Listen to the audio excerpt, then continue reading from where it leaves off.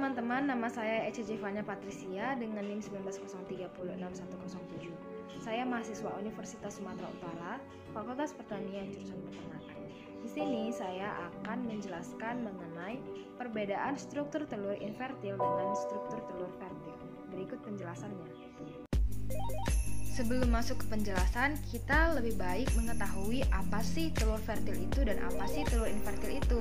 Telur fertil merupakan telur yang dapat ditetaskan karena terdapat sperma pejantan yang membuahi telur tersebut. Sedangkan kebalikannya, telur infertil adalah telur yang tidak dapat ditetaskan dikarenakan tidak memiliki sperma pejantan yang membuahinya. Nah, untuk bahan yang kita butuhkan yaitu yang pertama ada telur ayam kampung, ini mewakili telur fertil. Kemudian yang kedua ada telur ayam ras atau ayam Eropa, ini mewakili telur infertil. Nah, untuk prosedurnya nantinya kita akan melihat struktur telur di bagian luar maupun dalam, di mana di bagian luar kita akan mengamati kerabang. Kemudian untuk struktur bagian dalam, kita akan melihat bagian-bagian telur di dalamnya setelah kita memecahkan kedua telur ini dan menaruhnya di kedua piring berwarna putih. Nah, untuk struktur telur yang pertama kali akan kita lihat adalah kerabang atau cangkang telur. Kerabang atau cangkang telur ini merupakan suatu keramik biopori yang dihasilkan melalui proses mineralisasi tercepat. Nah, kemudian untuk lapisan pembentuk kulit kerabang ini terdiri dari 4 bagian, yaitu yang pertama lapisan kutikula, kemudian ada lapisan bunga karang, lalu lapisan mamila, dan juga lapisan membrana. Kita pasti sering bertanya, fungsi dari kerabang itu apa sih? Yang pertama, fungsi kerabang itu adalah untuk menyediakan kalsium bagi perkembangan embrio. Kemudian, fungsi dari kerabang berikutnya adalah untuk memastikan terjadinya pertukaran oksigen dan juga air. Lalu fungsi umumnya adalah untuk memastikan atau melindungi bagian telur dalam dari kerusakan fisik maupun kerusakan yang disebabkan oleh mikroorganisme. Ciri kerabang yang sempurna ini perlu kita ketahui. Nah, bagaimana untuk ciri kerabang yang sempurna? Yaitu berarti kerabang yang sempurna itu bersih, kemudian warnanya merata atau tidak ada bercak, lalu telur itu tidak retak. Kita pasti juga sering bertanya, apa saja sih yang mempengaruhi kualitas dari kerabang telur? Yang mempengaruhi kualitas dari kerabang telur yaitu adalah yang pertama ada genetik dari ayam, kemudian ada juga umur dari induk ayam dan juga berat dari telur itu sendiri, kemudian kesehatan usus, kemudian kandang yang ditempati oleh induk ayam, kemudian ada tingkat kesetresan, lalu konsumsi pakan yang dimakan oleh ayam. Kita pasti sering bertanya, kenapa sih warna-warna dari telur-telur ini berbeda? Padahal kan sama-sama telur ayam. Nah, telur ayam ini memiliki warna yang berbeda, itu semua tergantung dari bibit dan juga strain ayam. Misal, pada ayam kampung memiliki telur ayam yang berwarna putih dan juga krem, tetapi pada ayam Eropa atau ayam ras itu memiliki warna yang coklat. Nah, warna-warna ini terjadi karena apa? Karena adanya proses pigmentasi yang terjadi pada saat telur berada di dalam uterus. Seperti yang sudah kita ketahui, bahwasannya kerabang telur ini berfungsi untuk melindungi telur bagian dalam. Nah, kerabang telur ini terdiri dari kalsium karbonat dan terdiri dari 6.000 sampai 8.000 pori-pori. Lalu ada juga yang disebut rongga udara. Fungsi dari rongga udara adalah sebagai asal oksigen bagi embrio. Nah, rongga udara ini letaknya di bagian ujung yang tumpul, tepatnya itu di antara membran cangkang dan juga membran putih telur. Ini juga terdapat membran. Fungsi dari membran ini adalah untuk melindungi telur dari zat-zat yang tidak diinginkan. Kemudian membran ini terbagi menjadi dua, yaitu membran kerabang telur dan juga membran putih telur.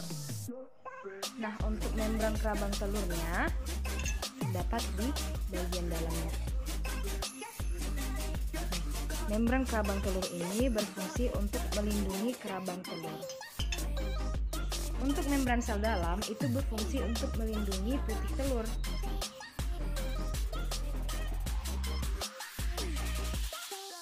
Nah, ini merupakan bagian yang terdapat di dalam telur, yaitu ada albumen atau putih telur, Lalu ada yolk atau kuning telur yang terdapat di pusat telur. Kemudian di bagian yolk terdapat bercak nutfah atau keping lembaga.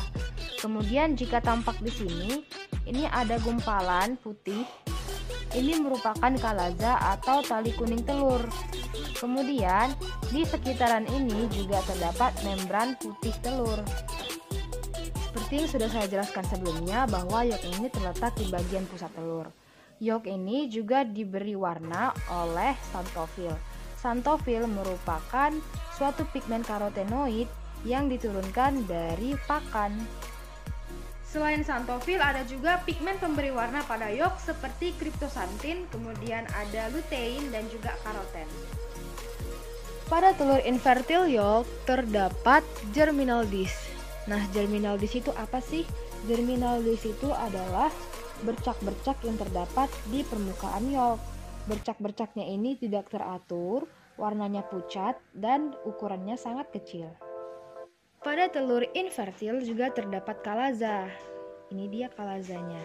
Kalaza ini tampaknya seperti gumpalan cairan.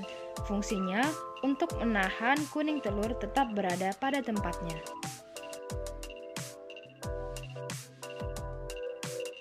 Lalu untuk membran vitelin terdapat di sini, yaitu sebagai pembatas yolk dan albumen.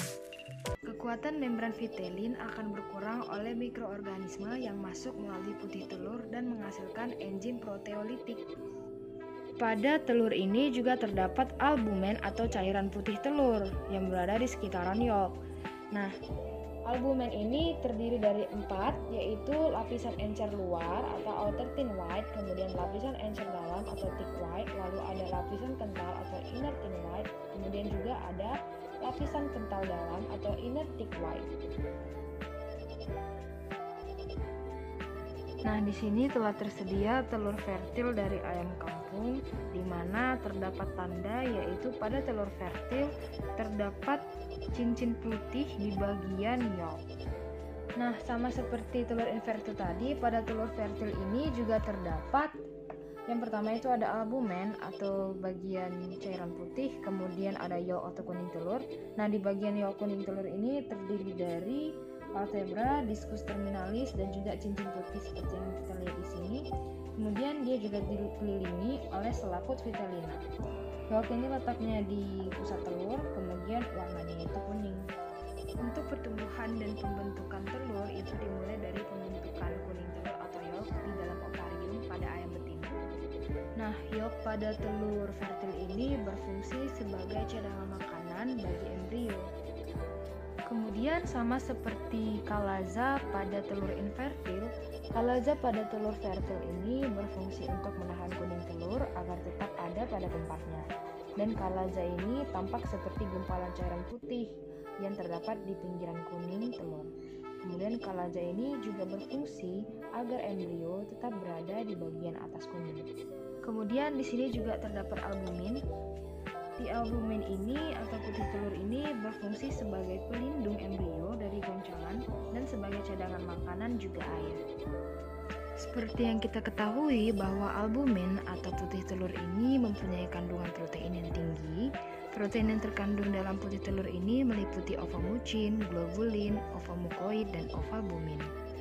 Putih telur ini terdiri dari 2 bagian, yaitu bagian cair dan kental. Semakin lama waktu penyimpanan, maka albumin kental akan berubah menjadi cair. Nah, pada albumin ini memiliki sifat alkalis di mana pH-nya itu sekitar 7,6. Kemudian albumin ini terdiri dari ovalbumin, ovomucin, globulin, lizozim, dan juga konalbumin. Nah, 2 diantaranya berupa konalbumin dan juga lizozim ini memiliki fungsi untuk memperlambat proses kerusakan yang terjadi pada telur. Lalu untuk membran vitelin terdapat di sini, yaitu sebagai pembatas yolk dan albumen.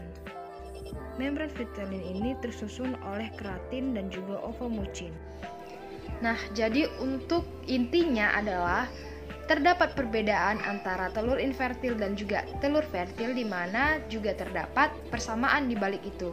Di mana perbedaannya itu adalah tanda pada telur fertil dan infertil itu berbeda, seperti pada telur fertil itu memiliki cincin putih pada permukaan yolk, sedangkan telur infertil tidak memilikinya. Nah, untuk persamaannya seperti yang telah dijelaskan tadi, bahwa telur infertil dan fertil sama-sama memiliki seperti kalaza, yolk, albumen, dan lainnya. Terima kasih telah menonton video ini, dan apabila terdapat kesalahan ataupun kekurangan, saya mohon maaf dan saya siap menerima kritik dan saran yang membangun untuk menambah wawasan kita semua.